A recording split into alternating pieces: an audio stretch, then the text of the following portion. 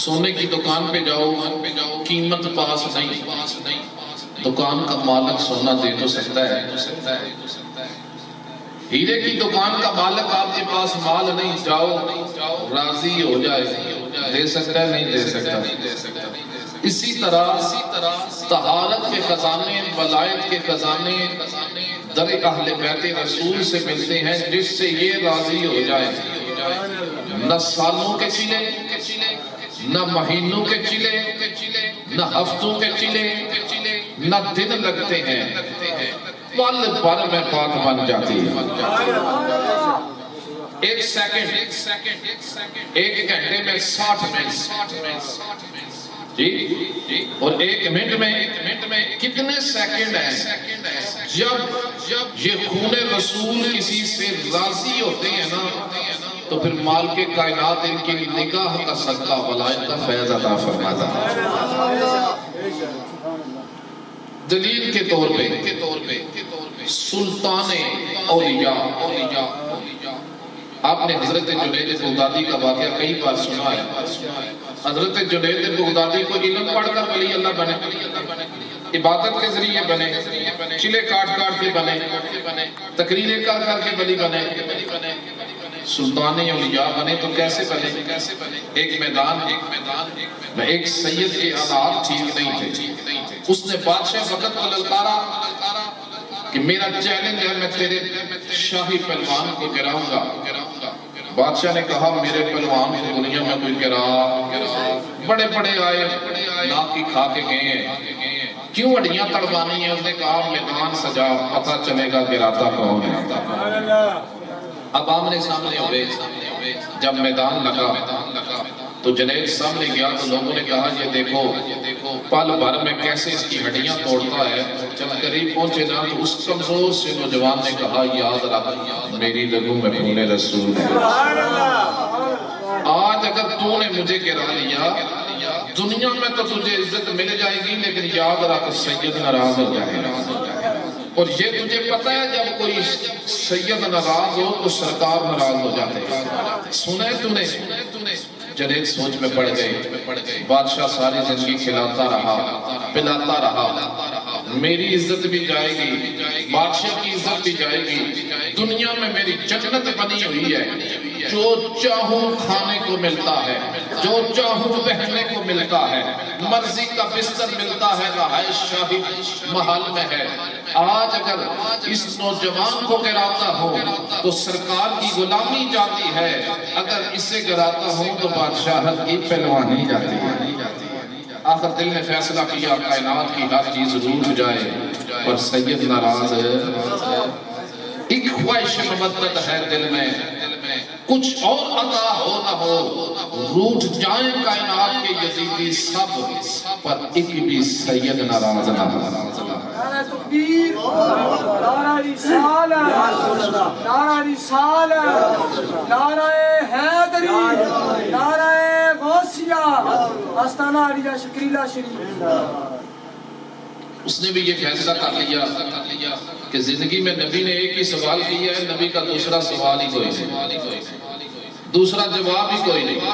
اس امت سے میرے نبی کا صرف ایک سوال، قُلْ لَا أَسْأَلُكُمْ عَلَيْهِ أَجْرًا إِلَّا الْمَوَدَّةَ فِي الْقُرْبَى۔ اور کیسا وہ امتی ہے جو نبی کا ایک سوال بھی پورا نہیں کر سکتا؟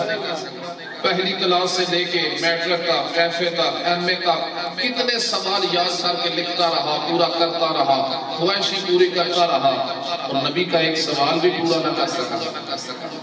اب دل نے فیصلہ کر لیا جو ہوتا ہے ہو جائے، میں سید کو ناراض ہونے، چند پہ جو تاب کھائے، جنید نیچے، سید زادہ اس کی چھاتی پہ چڑھ گئے، نعرہ لگا، دنیا ایران و ششدت ہے کہ یہ کمزور سا نوجوان اتنے بڑے پہلوان کو گرا لیا، انعام و کرام دیا، سید زادے کے حالات بدلے، جنید بادی کی تقدیر بدلے، وہاں پہ ظاہری حالات بدلے، یہاں پہ تقدیر بدلی، وہی میدان میں ہے۔ اب سوچنے لگے جاؤں کدھر، میرا تو دنیا میں گاری کوئی نہیں، رشتہ دار سب برا بھلا کہہ کر چلے گئے، کوئی اٹھانے والا کوئی نہیں، پلانے والا کوئی نہیں، اکیلے میدان میں رہ گئے۔ آج بھی جب کوئی درے اہل بیت کی بیعت کرے تو اکثر علاقے میں اکیلا رہ جاتا ہے۔ لوگ کہتے ہیں اس کا عقیدہ ٹھیک نہیں، اس کا عقیدہ ٹھیک نہیں۔ میں نے کہا یہ کوئی نئی بات نہیں، کربلا کا میدان دیکھ لو، شیخ ابی طالب دیکھ لو، مدینہ شریف دیکھ لو، مکہ شریف دیکھ لو، شروع سے یہی بات ہے۔ جو در اہل بیت رسول کی بات کرتا ہے نا تو پھر حالات بدل جاتے ہیں، یزیدی سامنے آ جاتے ہیں۔ اب اکیلے جنید ہے، رات کی تاریکی چھا گئی، وہیں پہ آنکھ لگ گئی، قسمت جاگ گئی۔ سرکار تشریف لائے، سرکار نے فرمایا تم نے اپنی عزت کو میری اولاد کی عزت پہ قربان کیا، اپنی ساری دنیا کی عزت، زندگی کی عزت کما کے میرے بیٹے کی قدموں پہ نچھاور کی۔ سن تجھ سے وہ نہیں صرف راضی ہوا، تجھ سے میں بھی راضی ہو گیا، میرا خدا بھی راضی ہو گیا۔ کیا چاہتا ہے اس جان میں، کیا چاہتا ہے اور اگلے جان میں کیا چاہتا ہے، جو چاہے گا وہی ملے گا۔ اب جو سرکار کا چہرے کا دیدار کر لے پھر دنیا کی اور تو کوئی چیز مانگتے کوئی نہیں ہے، سرکار کی مانگی ہے۔ پھر سرکار نے فرمایا جاؤ صرف ولی نہیں، آج سے میں تجھے ولیوں کا سلطان بناتا ہوں۔ آرٹیفیشل ولی اور پیر جگہ جگہ پہ ملیں گے، آرٹیفیشل آستانے جگہ جگہ پہ ملیں گے، جن کی تاریں مدینے والے سے نہیں جڑی، جن کے اندر کی تار مدینے والے سے جڑ جاتی ہے، وہ کبھی بھی یزیدی عقیدہ نہیں رکھتے، وہ حسینی عقیدہ رکھا ہے۔ نعرہ تکبیر، نعرہ رسالت، یا رسول اللہ، نعرہ حیدری، یا علی، حسینیت زندہ باد، حسینیت زندہ باد، یزیدیت مردہ آباد، آستانہ علیہ اشکریلا شریف زندہ باد۔ خون حسین کی قسم یہ بھی ہے مثل کربلا۔ کچھ یہاں پہ پڑھ جائیں یہ بھی خیال سے کربلا، میں نے کہا کربلا کائنات میں ایک ہی ہے، مثل کربلا ہو سکتی ہے، کربلا کی مٹی بن سکتی۔ خون حسین کی قسم یہ بھی ہے مثل کربلا، لاکھوں یزیدی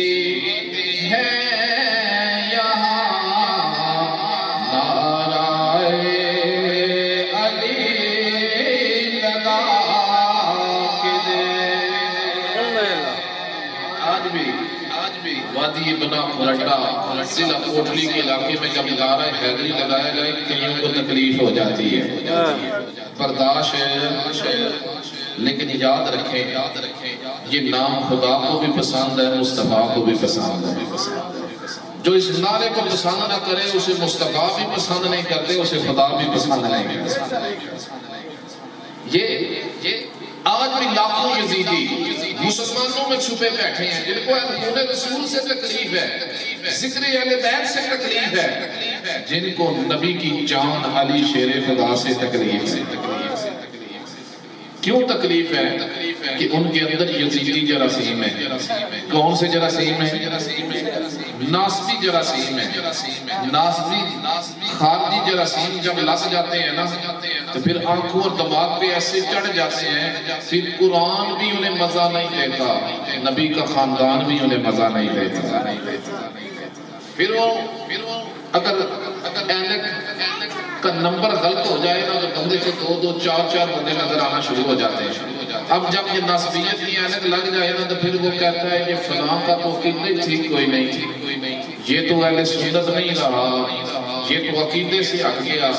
میں نے کہا قرآن کی اینک لگا مجھے پتا چلے نبی کے خاندان کو دین سکھایا نہیں جاتا، ان کے در سے سیکھا جاتا۔ اور یہی وجہ ہے، ایک بندہ مجھے کہنے لگا شاہ جی قرآن مگی، مسجدیں زیادہ بن گئی، مدرسے زیادہ بن گئے، علم عام ہو گیا، ولایت کی در گئی۔ وہ کوئی ولی کمی ہوتی جا رہی ہے. وہ پہلے ہم سنتے تھے پانی دم کر کے دیا مردوں میں جان آ گئے. اور نگاہ سے ولی بنا دینا، یہ کام ہو جانا، وہ کام ہو جانا. میں نے کہا علم زیادہ ہو گیا، علم کی طرف توجہ ہے لیکن اخلاص ختم ہو گیا. مسجدیں یہاں اپنا نام بڑا کرنے کے لیے، مدرسے یہاں اپنا نام بڑا کرنے کے لیے. آج جو کچھ ہے کہ ہمارا نام بڑا ہو، جب یہ چیز خالص نہ رہے تو پھر یہ چیزیں فائدہ دیتی الٹا نقصان دیتی. اور یہی وجہ ہے جس کی وجہ سے آج ولایت کا خاتمہ ہو گیا. اور ولایت کے خاتمے کی وجہ سے پیر تو ہیں لیکن ولی. ایک بندہ اس وقت ہندوستان پاکستان میں بیٹھا تھا دہلی میں. شیخ مالدار جگیردار، دولت کا حساب کوئی نہیں. اس کے بیٹے کی زبان کو بیماری پڑی، زبان مفلوج ہو گئی. حکیم ڈاکٹر علاج کر کے تھک گئی لیکن کہیں سے افاقہ. ہر باپ کو اپنے بیٹے سے پیار ہوتا ہے اور اگر بیٹا ہوئی ہے عمر رسیدہ ہو گیا، دوسرا بیٹا پیدا ہونے کی آس امید بھی کوئی نہیں، پریشان ہے. کسی سے پوچھا کوئی طریقہ بتاؤ، کوئی ایسا بندہ بتاؤ کہ میرا بیٹا بولنے لگے. اس نے کہا گھبرانے کی ضرورت کوئی نہیں، جو مسئلہ ڈاکٹروں حکیموں سے حل نہ ہو وہ در اہل بیت رسول سے حل ہو جایا کرتا. نے کہا کہاں پہ جاؤں؟ میں تو بڑے درباروں پہ گیا، زندگی ہو گئی کبھی ایک دربار پہ اس دربار پہ جا کے تھک چکا ہوں. انہوں نے کہا تھکو بھی مت، نا امید بھی مت ہو، چلے جاؤ آستانہ علیہ شکریلہ شریف میں خواجہ پیر سید ملک علی شاہ بادشاہ کی بارگاہ. دہلی کہاں پہ؟ شکریلہ شریف کی در. اپنی گاڑی میں اتنا لمبا سفر کر کے آیا. جب شکریلہ شریف پہنچا آپ نے فرمایا ٹھہرو، چند دنوں کے بعد میرے غوث کی 11ویں کا ختم ہے، میرے غوث کی 11ویں شریف کے ختم میں شامل ہو جاؤ اور لنگر کھاؤ. اب شامل ہو گئے، 11ویں شریف کا دعا کا وقت ہے. آپ نے دعا فرمائی، اس نوجوان کو سامنے بٹھا لیا اور جو دعا مانگتے جاتے ہیں، گڑ گڑاتے جاتے ہیں، نوجوان کے جسم میں حرکت آتی جاتی ہے. اب مجمع دیکھنے والا موجود ہے، یہ کوئی 1000 سال 900 سال پرانی بات نہیں، بندے ابھی موجود ہیں جن کے سامنے کا واقعہ ہے. کہتے ہیں کہ ہم دیکھتے جاتے ہیں کہ جسم میں حرکت آ رہی ہے، ابھی دعا مکمل نہیں ہوئی کہ اس نوجوان نے یا علی کا نعرہ لگایا. اس کا باپ بھی رو رہا ہے، اس کی اپنی آنکھوں سے بھی آنسی جاری ہے. کبھی دیکھتے ہیں سید ملک علی شاہ بادشاہ کے چہرے کی طرف، کبھی دیکھتا ہے نوجوان کی طرف. کہتا ہے ڈاکٹر کہتے تھے دنیا کی کوئی طاقت نہ کاٹ کے زبان لا سکتے ہیں، کیونکہ جسم کو کوئی حصہ مفلوج ہو جائے تو اس وقت سرجری ہوا کرتی تھی، لیکن زبان ایسی ہے اگر یہ کاٹو تو دوبارہ آواز نہیں دیتی. پھر ملک علی شاہ بادشاہ نے فرمایا جس پہ سید راضی ہو جائے، اگر خدا سے بھی ٹوٹا ہوا تو وہ بحال ہو جاتا ہے، تو زبان کی کیا مجال ہے کہ آواز نہ دے. آج بڑا فکر دور ہے.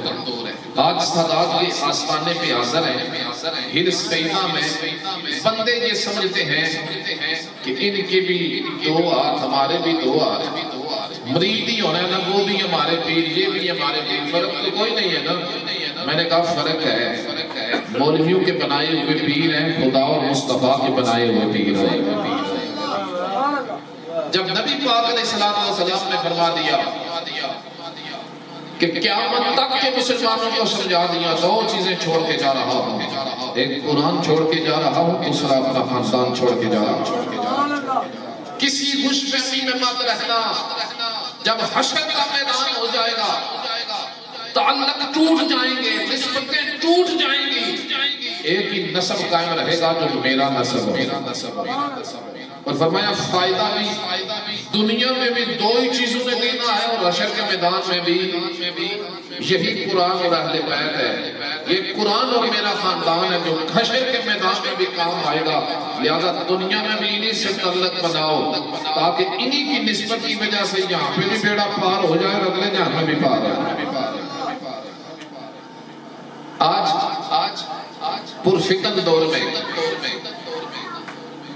10ویں صدی میں ایک بندہ لکھتا ہے اس بات پہ اجماع ہو گیا، اصحاب رسول کا اجماع ہو گیا۔ میں نے کہا اصحاب رسول کی تعداد 1,24,000 ہے، اجماع کے لیے کم از کم 50% تو روایتیں ہونی چاہیے۔ جی اگر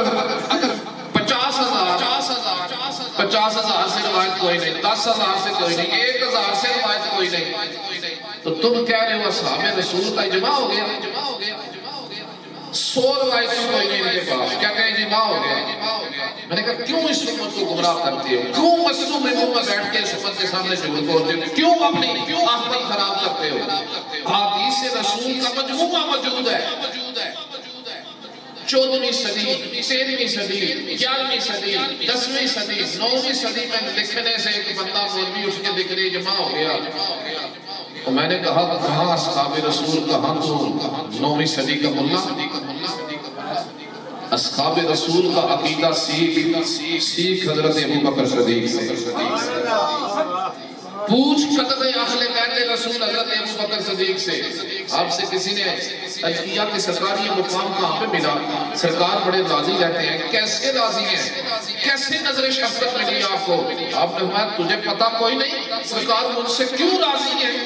عرض کرنے لگا سرکار سمجھا دے، بخاری شریف اٹھا کے دے۔ آپ نے فرمایا اتبعوا محمدا فی اہل بیتہ، وہ سرکار کو راضی کرنا ہے تو سرکار کی آل کو راضی کرو۔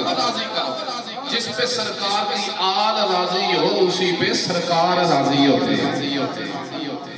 تو یہاں پہ ان کو آپس میں تولنے کے چکر میں پڑا ہے۔ اگر صدیقی ہے تو سیکھ عقیدہ حضرت ابوبکر صدیق سے، اگر فاروقی ہے تو سیکھ عقیدہ حضرت عمر فاروق سے۔ آپ کے شہزادے، آپ اس وقت خلیفہ وقت تھے، جب نواسی رسول کے سامنے آئی تو کہا غلام میں غلام، غصہ آ گیا۔ وہ خلیفہ وقت کا بیٹا میں، مجھے غلام کہا، میرے باپ کو غلام کہا، ابھی جا کے بتاتا ہوں اور سبق سکھاتے ہیں تمہیں۔ گئے اپنے حضرت عمر فاروق رضی اللہ عنہ بڑے جلالی تھے، جا کر عرض کیا کہ علی کے بیٹوں نے یہ کہہ دیا کہ غلام بھی غلام۔ آپ نے فرمایا پکی بات ہے؟ جی پکی ہے، تو میں لکھا کے لا۔ عقیدہ سمجھو اصحاب رسول کا۔ ناسبیت اور خارجیت نے ایسے ذہن کھول دیے کہ مقابلے میں لے آئے اہل بیت رسول اور اصحاب رسول کو۔ کہاں سرکار کے غلام، کہاں سرکار کا خاندان۔ اب لے کے آئے، کہا یہ بات کہی ہے، لکھ کے دے، لے آئے، یہ لیں، لکھ کے دیا۔ آپ نے فرمایا سنبھال کے رکھ لے، جب قبر میں دفن کرنا نا تو میرے سینے پہ رکھ دینا، اور جب فرشتے پوچھیں گے نا تو میں ان سے یہ کہوں گا پوچھتے کیا ہو، یہ میرے پاس غلامی کی چٹ ہے، میں بھی غلام، میری اولاد بھی غلام، اور جس در کی غلامی کی ان کی سند عمر فاروق لے رہے ہیں۔ 14ویں صدی کے ملا تجھے کیا تکلیف ہو رہی ہے؟ نعرہ تکبیر، نعرہ رسالت، نعرہ